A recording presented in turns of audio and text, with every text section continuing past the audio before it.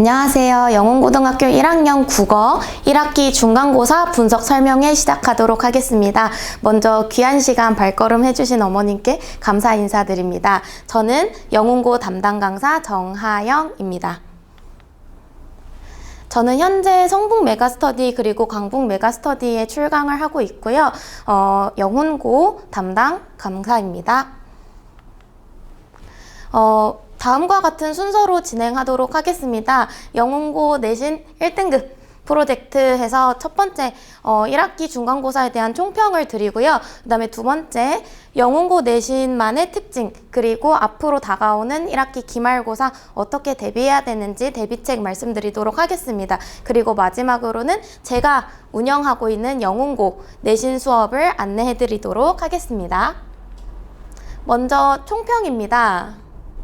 일단 첫 번째, 영훈고는 원래부터 시험 난이도가 어렵지 않습니다. 그래서 예상했던 바와 같이 평이한 난이도로 출제가 되었는데요. 평이한 이유는 크게 세 가지 정도가 있습니다. 첫 번째는 교과서의 출제 비중이 매우 높은 편입니다. 그래서 이번 1학기 중간고사 같은 경우는 교과서가 80% 정도 나왔고요. 그 다음 두 번째로는 모두 다 객관식 선택형 문제입니다. 서답형, 한마디로 주관식 단답형이나 서술형 문제가 없기 때문에 아이들이 한마디로 모르는 문제여도 찍을 수 있다라는 그런 점에서 시험이 쉽게 느껴지기도 하는데요. 이번 1학기 중간고사는 두 번째, 킬러 문항이 없었습니다. 평소에는 영훈고가 전반적인 난이도는 쉽지만 그래도 상위권 학생들을 변별하기 위해서 3개에서 4개 정도의 킬러 문항, 어려운 고난도 문항을 배치를 하는데요. 요번 중간고사에서는 그 어떤 문제도 아이들이 어렵게 느끼지 않는 전반적으로 모두가 다 평이한 문제들이 나와서 한마디로 난이도 조절을 실패한 시험이다라고 저는 보았습니다. 그 이유는 밑에 보시면 알겠지만 이번에 영훈고 중간고사 100점이 전교의 30명 이상이라고 하죠. 이미 영훈고의 전교생 수를 고려한다고 했을 때 중간고사만 놓고 본다면 1등급 학생들이 없는 상황입니다. 그래서 이러한 상황은 험난한 기말고사가 출제될 것이다 라고 예측이 되는 상황이죠. 그래서 이제 다가오는 기말고사를 굉장히 잘 준비를 해야 된다라는 말씀 드리겠습니다. 그리고 마지막 세 번째, 원래 영훈고는 교과서만 100% 비중으로 출제를 했었는데요. 요번에 교과서 외부 지문의 비중이 조금 늘었습니다. 그래서 교과서 외 시험 범위가 학교 프린트로 20% 정도 출제가 되었습니다. 하지만 그래도 학교 선생님들이 학교 프린트를 제공해 주셨던 부분이기 때문에 이 역시 학교 프린트를 열심히 공부했다면 크게 어렵지는 않았을 것이라 생각이 됩니다. 조금 더 자세하게 2020년부터 2023년 1학기 중간고사를 분석한 내용입니다. 보시면은 아시겠지만 문항 구성에서 보면은 영훈고는 항상 1학기 중간고사에 문학과 문법을 위주로 출제를 했고요. 이번도 역시 문항 수는 객관식 27문항, 문학과 문법의 비중은 문학이 조금 더 많게 문법은 10문제 정도 출제가 되었고요. 원래는 교과서 100%였으나 교과서 80, 외부 지문 20. 하지만 이 외부 지문 역시 아이들이 학교 프린트로 받았던 것이다 라고 말씀을 드리겠습니다. 자, 그럼 이제 세부적인 문항을 살펴보면서 실제로 중간고사가 어떻게 출제됐는지 말씀드리도록 하겠습니다. 먼저 첫 번째는 1번 문제인데요. 1번 문제는 수능형 문제입니다. 한마디로 단순 암기로 풀 수 없는 확장적인 어떤 사고력을 요하는 문제였고 이번에 아이들이 가장 많이 틀렸던 문제입니다. 1번 문제가 조금 까다롭게 나왔는데 아이들이 1번부터 조금 막히니까 그런 부분에서 어려움을 느꼈던 친구들은 시험을 전반적으로 어렵게 운영을 했을 수도 있고요. 요 문제 같은 경우는 이제 가와 나라는 현대시 두 작품을 서로 비교해서 자기가 개념 을 적용하고 응용해서 풀어야 하는 문제였습니다. 하지만 그럼에도 100점이 많고 시험이 쉬웠던 이유는 정답이 되는 5번 선택지, 가장 적절한 것은 한 가지 고르는 문제였는데요. 이 5번 선택지를 아이들이 점층적 표현이 뭔지 모른다 라고 한다면 좀 어렵게 느꼈을 수 있지만 그럼에도 1번, 2번, 3번, 4번 오답이 되는 나머지 선택지들의 근거가 너무나도 명확했기 때문에 사실 5번이 헷갈린다고 하더라도 나머지 것들을 지워 나간다면은 5번을 고를 수 있었던 문제라고 보여집니다. 그 다음으로는 4번 문제와 8번 문제에 대해서 설명을 드릴 텐데요. 요 두 문제는 해당 시험 요번 중간고사의 최고 배점 문항으로 4.2점짜리 였습니다. 그래서 이 문제 같은 경우에는 학생들이 교과서에서 배웠던 윤동주의 자화상의 외딴 우물이라는 시어를 가지고 그 시어와 시적 기능이 유사한 것들을 고르는 문제인데요. 선택지에 김수영의 풀, 정지용 유리창, 백석의 흰 바람벽이 있어 등등등 아이들이 배우지 않은 시들이 이렇게 한 두세 줄 정도 나오게 됩니다. 그런 경우는 이제 아이들이 배우지 않았다 라는 사실을 일단 1차적으로 당황을 할 수 있지만 결국은 자기가 학교에서 공부했던 내용을 바탕으로 가장 유사한 것이 뭘까 하고 쉽게 비교적 정답은 쉽게 고를 수 있었던 문제입니다. 하지만 이제 중하위권 친구들 혹은 공부가 조금 꼼꼼하지 않았던 친구들 같은 경우에는 정말 내신형 단수 암기만으로는 풀 수 없기 때문에 배운 내용을 직접 활용을 해서 풀었어야 되는데 그러지 못했으면 어려웠을 것이다 라는 말씀 드리도록 하겠습니다.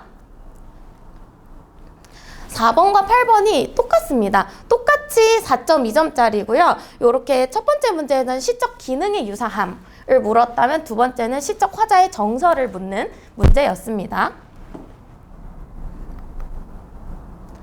그 다음으로는 18번, 21번, 27번을 말씀드릴 텐데요. 요 세 문제는 전부 다 문법 영역입니다. 사실 영문고 중간고사가 그동안 계속은 3개에서 4개 정도의 킬러 문항이 있었다고 했는데 그게 대부분 문법 영역에서 출제가 됐습니다. 하지만 올해 같은 경우는 문법 10문제가 그 어떤 문제도 변별력이 없는 굉장히 난이도 중에서 하라고 볼 수 있는 기본 확인 문제 에 해당을 하고요. 이 기본 확인 문제라고 말씀을 드린 이유는 문제의 생김새를 보시면 알 수가 있습니다. 보면은 다 보기가 제시가 되어 있어요.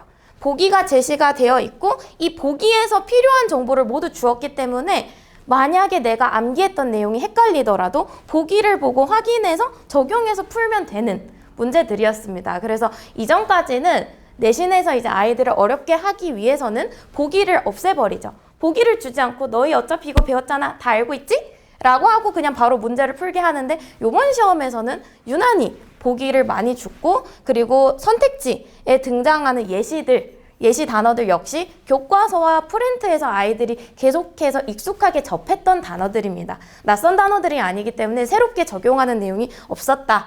그래서 문법이 쉬웠다라고 말씀드리겠습니다. 그래서 이제 다가오는 영문고 기말고사 이렇게 대비하면 됩니다. 저는 3가지를 크게 꼽아서 말씀을 드릴 텐데요. 첫 번째, 성실함이 곧 성적이다. 아무리 기말고사가 어렵게 출제가 된다고 해도 결국은 가장 기본은 교과서입니다. 그래서 교과서와 시험 범위, 시험 출제되는 그 범위의 내용들을 굉장히 꼼꼼하고 성실하게 그리고 완벽하게 기본적으로 내용을 먼저 숙지를 해야 좋은 성적을 받을 수가 있겠습니다. 사실 지금 이번 1학기 중간고사에서 좋은 성적을 거두지 못하고 뭔가 좀 아쉬움이 있었다라는 것은 확실하게 공부량이 부족했다. 그리고 아니면 공부의 방법이 잘못됐다라고 본인의 학습 그 과정에 문제가 있음을 좀 깨달을 필요가 있습니다. 그 다음에 이제 두 번째는 기말고사가 앞서 말씀드렸다시피 굉장히 어렵게 출제가 될 거예요. 그래서 단순 암기를 마쳤다면 그 단순 암기를 넘어서는 조금 응용 능력, 확장적인 사고력을 키워야 하겠습니다. 그래서 이런 어떤 킬러 문항을 해결하는 그 능력은 단순 암기로 해결되는 것이 아니기 때문에 지금 기말고사가 대략 2달 정도 남은 상황에서 다가오는 그 비내신 기간에 국어를 조금 더 수능적인 사고를 많이 접할 수 있는 문제들을 풀어보고 계속해서 꾸준히 국어 공부를 하는 게 굉장히 중요합니다. 중학교 내신 때는 기말고사, 중간고사 시험 전 2, 3주에 바짝 벼락치기 하면은 단순 암기해서 90점 이상 받고 무난하게 A. 그래서 자기가 공부를 되게 잘하는 줄 아는 그런 학생들이 많았을 텐데요. 고등학교는 그렇지 않습니다. 내신 기간, 비내신 기간이라고 부르지만 어쨌든 계속 꾸준하게 국어 공부를 해서 실전 감각을 올려야 결국은 내신도 잘 보는 것입니다. 그리고 이제 마지막 3번인데요. 연습도 실전처럼 항상 많은 친구들이 아는 문제인데 시험 시간에 착각하고 실수해서 틀려오는 경우가 많습니다. 하지만 이제 고등학교 내신 같은 경우는 남는 게 점수고 결국 그 점수가 등급으로 이어지기 때문에 한 문제 한 문제가 굉장히 소중하다고 말씀을 드릴 수가 있어요. 그래서 개념을 다 익히고 공부를 열심히 했다면 그 다음은 충분한 문제풀이, 다양한 유형들을 미리 접해보면서 어려운 문제를 만났을 때의 두려움도 줄이고요. 그리고 실수를 하지 않는 그런 연습이 필요합니다. 자, 그러면 다음으로는 제가 어떻게 국어 영문고 친구들 가르치고 있는지 수업 안내해 드리도록 하겠습니다. 일단 정규 수업 시간은 4시간으로 구성이 되고요. 보통 3시간 30분 정도는 계속해서 수업 진도를 나가고 나머지 30분에는 매번 복습 테스트를 보고 테스트 결과에 따른 학생들과의 피드백이 이루어집니다. 저의 수업 자료는 모두 자체 교재입니다. 그래서 여기 이미지로 보이시는 첫 번째 책이 이제 교과서 기본서를 담은 주 교재이고요. 두 번째 책은 이제 아이들에게 숙제로 나가는 과제집입니다. 그리고 교재 외에도 항상 프린트 자료 충분히 제공하면서 아이들이 완벽하게 시험 대비할 수 있도록 도와주고 있습니다. 조금 더 자세하게 저의 교재 이미지를 보여드리는데요. 굉장히 예쁘죠? 저는 아이들이 교재를 좀 예쁘게 만들어야 공부할 맛도 난다 라고 생각하는 주의이기 때문에 교재 구성에 굉장히 큰 공을 들이고 있다는 점 말씀드리도록 하겠습니다. 그리고 앞서 언급했다시피 매주 복습 테스트가 이루어지고요.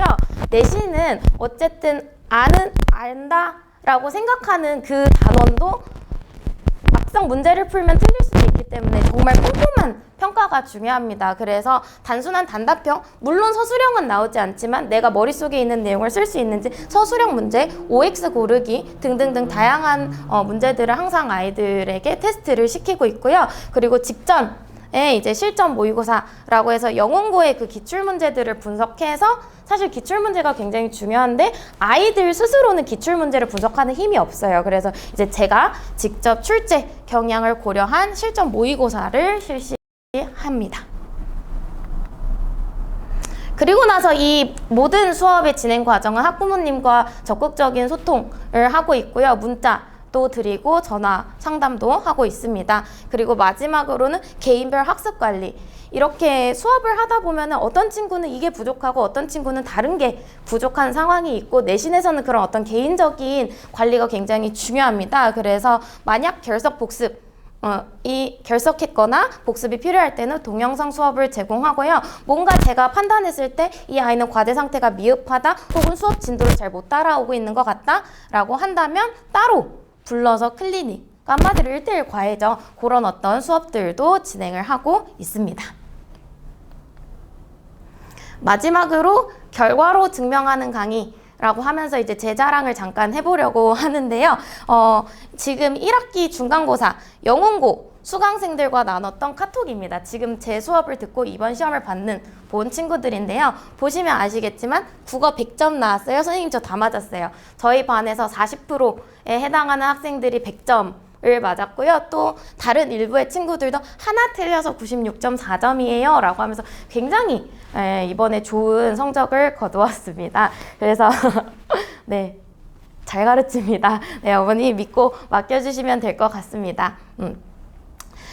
지금은 이제 비내신 기간이라서 지난 일요일 5월 7일에 처음으로 또 이제 5월 단가를 개강해서 아이들과 수업을 진행하고 있고요. 기말고사 내신 대비는 5월 28일부터 시작된다는 점 말씀드리고 여기까지 하도록 하겠습니다. 감사합니다.